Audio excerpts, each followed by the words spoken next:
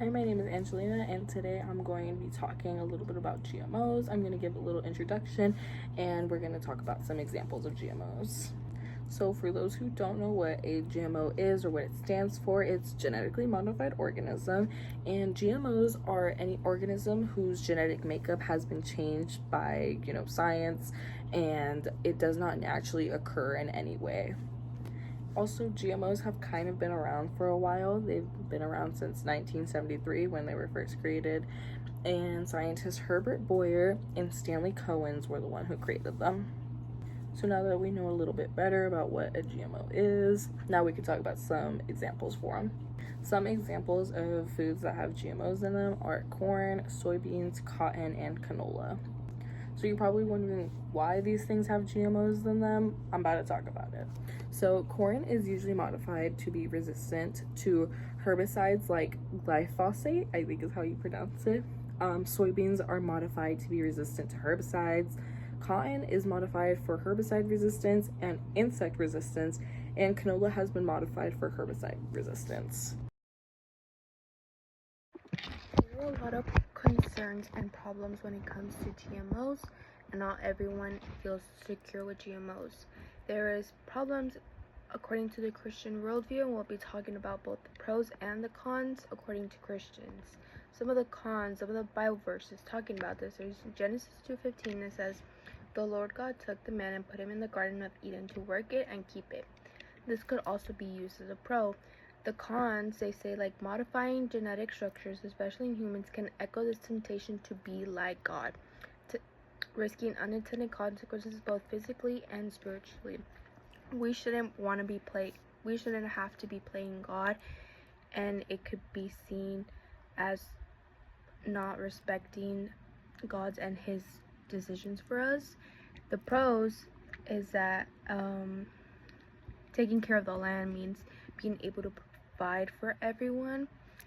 And Proverbs 12:10 is another con, and it says, "Whoever is a righteous has regard for the life of his beast, but the mercy of the wicked is cruel."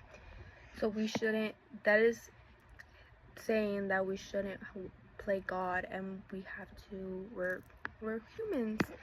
And then Genesis 3:1-5, which is the fall of Adam and Eve. And then another pro is Genesis 1:28, "And God blessed them, and God said to them, Be fruitful and multiply, and fill the earth and subdue it, and have dominion over the fish of the sea, and over the birds of the heaven, and over every living thing that moves on the earth." It is God put Adam and Eve to take care of the earth, and Christians argue that using GMOs can be morally acceptable. It helps feed the hungry, reduce suffering, and take care for God's creations. If GMOs can improve crop yields, resist disease, or reduce pesticide use, it can be seen as responsible use of human creativity. See, there's both pros and cons to this according to the Christian worldview. It just depends on the person's beliefs. And some other concerns when it comes to not regarding the Christian worldview is there are health risks associated with GM foods, concerns with toxins, allergens, or genetic hazards. Potential risks are like allergies. A risk is that inserting a gene from one organism into a plant could transfer an allergen sickness. Some older GMOs using antibiotic resistance genes during development. The concern these genes might transfer to human gut bacteria. There are very little concerns. Over time, over the years, GMO productions have grown and are more safe for human consumptions. There are just people that don't trust it because they just have really bad allergies or nutrient changes, and they don't trust it in their foods. Moving on to GMO benefits, by genetically modifying crops, they're able to stay fresh longer, which means reducing waste and keeping costs low for production and consumers. Genetically modified crops also lessen environmental contamination as they're engineered to resist insects, leading to less chemical pesticide being used. Another big benefit is GMO crops are able to help lower oil erosion and greenhouse gas emissions since they help farmers use no-till farming methods. This also ultimately helps battle climate change. Another big benefit to genetically modified crops is that they help with nutritional deficiencies since scientists can modify crops so that people get the vitamins that they need. I found in an article by University of Michigan, they stated that golden rice is being used for this since it can grow in relatively infertile regions of the world, and it also satisfies 50% of your daily vitamin A.